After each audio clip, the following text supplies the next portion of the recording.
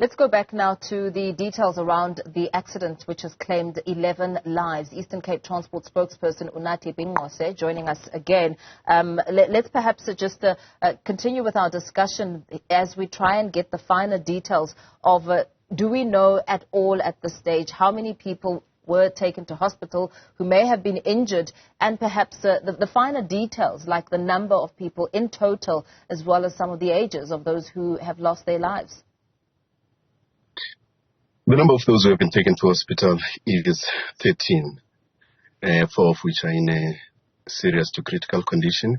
Others sustained minor injuries. We understand that there were 4 people that sustained minor injuries and were reluctant to be transported to hospital, and we respect that because they needed to look after the luggage of those who were rushed to hospital, and of course those that had sadly passed on from this accident. So it's a total of 14 people that sustained injuries, and 4 it was minor injuries, and there was no need to ferry them to hospital. But the scene, like I was saying before we got cut, has now been cleared. We're now waiting for the heavy-duty recovery vehicles to remove the wreckage of the bus so that the road can be open to traffic. It is partially closed, but motorists can still access it.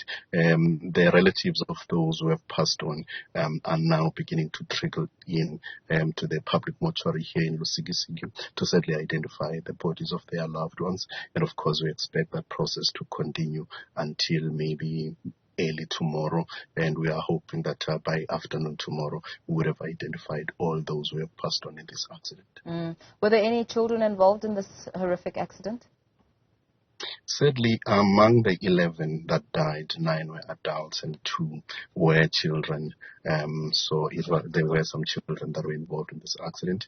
It is children who are between the ages of 15 and 5 years, the 2 that have passed on. Of course, we are waiting for the confirmation and the final details on their identity. And of course, as the story develops, we'll be able to share that information with the public through the media. Yeah. So what we know so far is that a minibus taxi and a long-distance a bus claimed the lives of these people.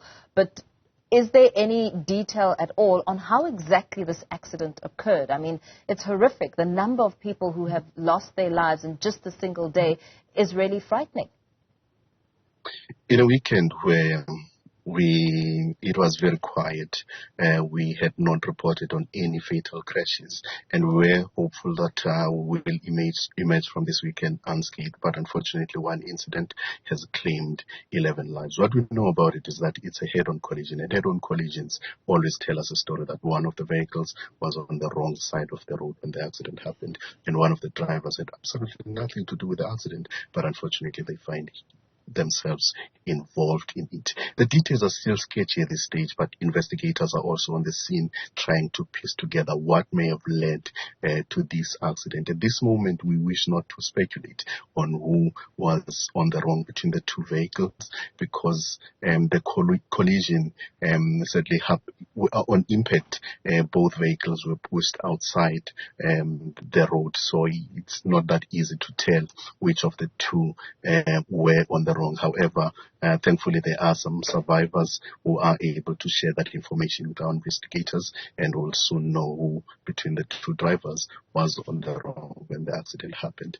And thankfully both of them have both survived this accident, and they'll be able to give a full account of what exactly happened leading up to this accident as well.